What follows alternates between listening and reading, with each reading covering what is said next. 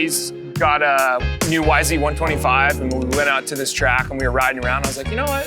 Let me ride your bike. He goes, all right. And so I went out there and I just could not stop riding it. It was so much fun. He had to moto dad me and come out on the track and like point me back to the truck. The fun that we had just at the beginning, and we were just like, let's just try to get some friends together and see if Washougal will let us put a race together. I mean, if enough of us show up, it's gonna be something fun to do. So that was kind of like the original side of it. And it's always been that way. Still this day, 8 years in, it's about fun, you know? It's about creating smiles for everybody. You know, I always say like, smile and ride, you know?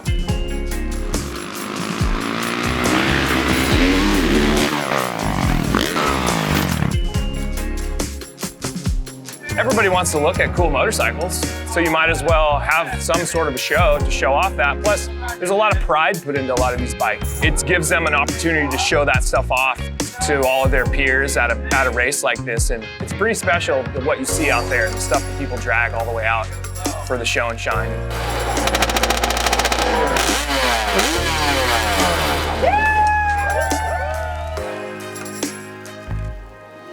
This event is my first time out here. It's so lit. This is awesome. I love it. It's amazing.